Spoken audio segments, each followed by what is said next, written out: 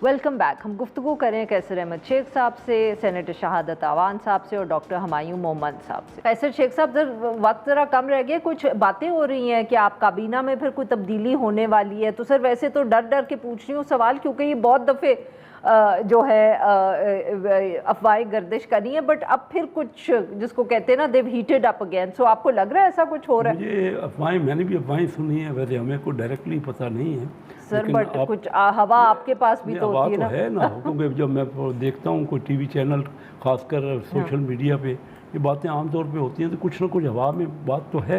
और अगर तब्दील हो जाए तो देखिए ना, ये तो प्राइम मिनिस्टर का प्रीरोगेटिव होता है, वो अपनी कैबिनेट को चेंज करते रहते हैं, और दूसरे मुल्कों में भी ये होता रहता है। नहीं, but what are the reasons? मतलब कि अगर वज़ीर आज़म साहब ये तब्दीली करते हैं, मैं ऑब्वियसली इंडिविजुअल्स पे नहीं जा रही, बट इसकी वजूहात वो मतलब कि हम ये समझें कि कुछ मिनिस्ट्रीज़ में वो वो खुश नहीं है परफॉर्मेंस से कोई, या कई दफ़े होता है कि नहीं, पॉलिटिक्स में आपको इत्तेहादी कुछ अहम लोग उनको अकोमोडेट करना होता है। यहाँ बहुत सी चीज़ें होती हैं ना, ये चीज़ें भी होती हैं, मुख्तलिफ लोगों को अकोमोडेट भी करना होता है। और मैं आपको बताऊँ ना कि यकीन जानिए कि हमारे यहाँ आम आदमी की हालत तो अच्छी नहीं है। हमको रिजल्ट तो वो जो हमें देने चाहिए, कोई भी हुकूमत आए, मैं 99 से बात करता हूँ, 27 साल से, 9 साल पहले परवेज़ मुशर्रफ साहब रहे, 9 साल में 5 साल पीपल पार्टी रही, 4 साल ये रहे, और हम 9 साल 2 बार बने।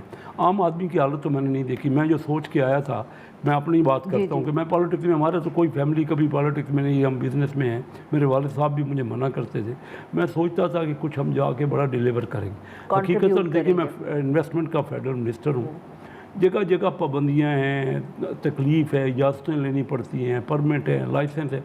अभी हम फौरी तौर पे उनको ठीक कर रहे हैं, लेकिन हमसे पूरे तौर पे हम सबको मिल के, हम तीनों बैठे हैं ना, हमें चार्टर, जब तक मैं इस नतीजे पे पहुंचा हूँ, जब तक हम चार्टर ऑफ इकानमी नहीं करेंगे और अगर एक दूसरे की टांगें खींचते रहेंगे तो कोई हुकूमत भी कामयाब नहीं होगी, चाहे आइंदा कोई भी हुकूमत कर ले।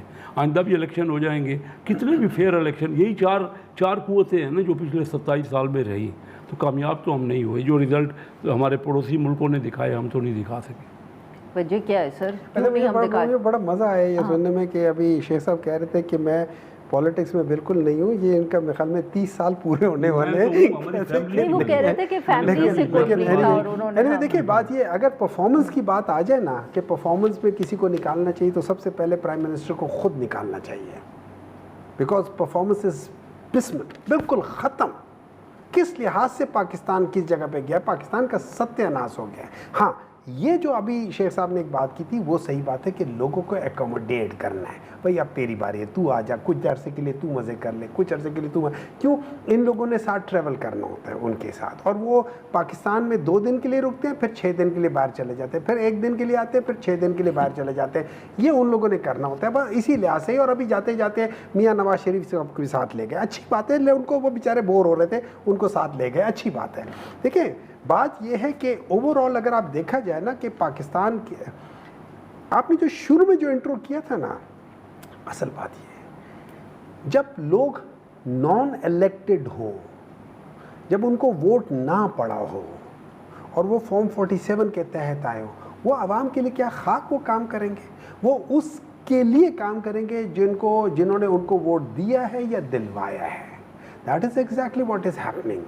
अगर असल में ये हो जाता, तो मैं मजाक ही करता हूँ, गरीबों के लिए कुछ होता, उनके लिए कहीं फ्री खाने के बंदोबस्त होता, कहीं रहने का बंदोबस्त होता, कोई खाने पीने का वो हो जाता है, ये सारी चीज़ें होती हैं। उनकी जो जॉब क्रिएशन की बात हो रही होती है, यहाँ पे जॉबलेसनेस 5.6 5.7% से 33% पे चली गई है, अनएम्प्लॉयमेंट चली गई है, आपकी पॉवर्टी कहाँ चली गई है।